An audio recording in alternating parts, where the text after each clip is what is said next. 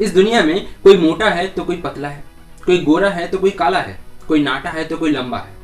दोस्तों, भगवान ने भले ही हम सभी को छोटा बड़ा अलग अलग बनाया है, लेकिन भगवान ने हम सभी को, या फिर कह लो यूनिवर्स ने हम सभी को एक चीज, टाइम, सभी को सेम दिया है। सभी को दिन में 24 घंटे ही मिलते हैं। लेकिन प्रॉब्लम वहां पे आती है, कोई कोई इस 24 घंटे में काम करके अमीर बन जाता है, कामयाब बन जाता है, और कोई कोई फेल हो जाता है। कोई टॉप कर लेता है तो कोई लास्ट आ जाता है। तो आखिरकार क्यों ऐसा होता है? अगर आप ध्यान से देखेंगे तो इस क्यों के पीछे है लैक ऑफ टाइम मैनेजमेंट।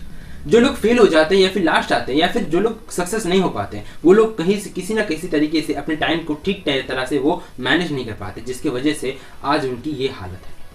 सो अगर आप भी चाहते हैं कि आप अपने टाइम को मैनेज कर सके, आपका टाइम के जितने भी आपका टाइम है वो अच्छे काम में लगे, तो ये वीडियो आपके लिए है। और हाँ, अगर आपने बहुत सारे वीडियोस देख लिए हैं इसके ऊपर, तो मैं बोलूँगा कि एक पेन और पैड लेके बैठ जाओ। गारंटी है इसके बाद और कोई वीडियो नहीं देखना होगा आपको टाइम मैनेजमेंट के ऊपर।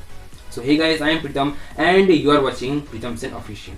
सो let's start. Point number 1, the Warren Buffett rule. Warren Buffett क्या करते हैं कि वो बताते हैं उनके जो पूरे दिन में काम होता है ना, वो 3 तरीके से डिवाइडेड होता है।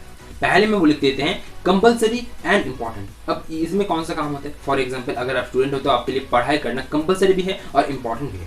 आपके लिए बिजनेस का काम करना, आपके लिए अपनी जॉब के ऊपर काम करना इंपॉर्टेंट भी है और कंपलसरी भी है।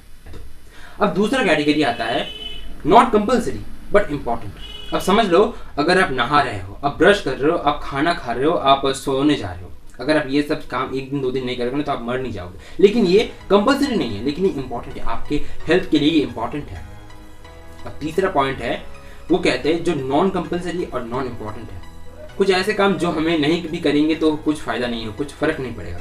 जैसे टीवी देखना आपके लिए शायद उतना ज़्यादा इंपॉर्टेंट नहीं होगा, आपके लिए फ़ोन रैंडम कॉल करना उतना ज़्यादा इंपॉर्टेंट नहीं होगा और आपके लिए उतना ज़्यादा कंपलसरी भी नहीं है। तो अगर आप वॉरेन बफेट के हिसाब से इन तीनों रूल को एक साथ यूज़ करते हो और इन तीनों तरीके से अपने काम को डिवाइड कर देते हो और उसके बाद आप अपने काम को करते हो, तो देखना आपका टाइम बिल्कुल बड़े आसानी से मैनेज हो पाएगा। तो आते हैं सेकंड पॉइंट पे। नंबर 2, वो है 80-20 प्रिंसिपल। एक बात को हमेशा याद रखिए, अगर आप टाइम को अच्छी तरीके से मैनेज करना चाहते हैं ना, तो आपको एक बात याद रखना होगा, आपको हार्ड वर्क नहीं स्मार्ट वर्क करना होगा। अगर आप हार्ड वर्क की जगह स्मार्ट वर्क करते हो तो आपका ही टाइम बचेगा और आपका ही टाइम अच्छी तरीके से मैनेज होगा।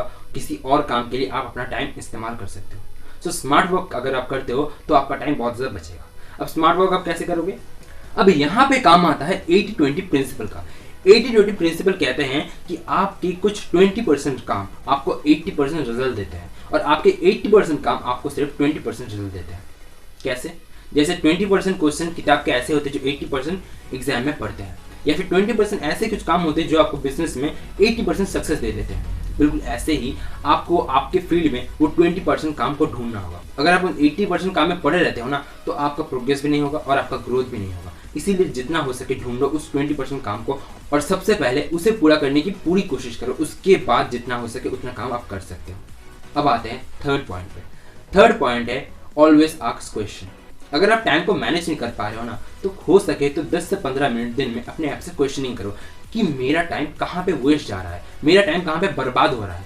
वो अपने आप से क्वेश्चन करो और उसके बाद आपको ज़रूर आंसर मिलेगा। उस आंसर को आप एक डायरी में लिखो, हो सके तो उस आंसर को देखो, हमेशा रोज़ देखो और उसके बाद उन कामों से दूर रहो जिन कामों में आपका टाइम वेस्ट हो रहा है। अपने आप से बोलो कि इस टाइम पे मेरे लिए सबसे ज़्यादा इम्पोर्टेंट काम क्या है और उस काम को आप पूरा करने के लिए लग जाओ। नंबर 4 एंड लास्ट पॉइंट, जो कि मेरा फेवरेट है, ऑलवेज गिव रिवॉर्ड योरसेल्फ। आप अगर अपने आप को रिवॉर्ड देते हो ना, तो आपको ये सारा काम एक खेल की तरह लगेगा और आपको तो गेम पसंद ही होंगे ना। अगर मान लो आप अपना एक चार्ट बना लेते हो कि मुझे पूरा दिन में ये करना है, और अगर आप उन कामों को रेटिंग देते हो कि 10 में से मैं इस काम को कितना दूंगा, आप उस काम को करते हो। उसके बाद आपका काम अगर बहुत अच्छा होता है तो आप 10 दे सकते हो, बिल्कुल घटिया हुआ है तो उसे 1 दे सकते हो। ऐसे आप रेटिंग करो और उसके बाद अपने पूरे दिन के काम को एक नंबर दो। 100 में से आप कितना नंबर दे सकते हो? फॉर एग्जाम्पल मान लेते हैं आपका अभी 20 होता है, 80 होता है, जितना भी होता है, आप अपने से कमिट करो जिस दिन ये 20 से 30 तक जाएगा या फिर 40 तक जाएगा, तब मैं कुछ अपने आप को रिवॉर्ड दूंगा। और वो रिवॉर्ड कुछ भी हो सकता है आपके हिसाब से। अब आपके हिसाब से वो रिवॉर्ड हो सकता है, फॉर एग्जांपल एक चॉकलेट हो सकता है, केक हो सकता है, या फिर एक छोटा मोटा मूवी का फुल वेब सीरीज का एक पार्ट खत्म कर सकते हो। आपके हिसाब से आप कुछ भी रिवॉर्ड उसे दे सकते हो। लेकिन अगर आप कुछ ऐसे टाइप का करते हो ना, तो आपका टाइम तो मैनेज होगा ही होगा, उसके साथ साथ आपका ग्रोथ भी बहुत ज़्यादा होगा। आई होप कि आपको इस वीडियो से बहुत कुछ सीखने को मिला होगा। अगर आपको वीडियो अच्छा लगा तो लाइक कर दीजिए, शेयर कर दीजिए और चैनल को सब्सक्राइब कर दीजिए।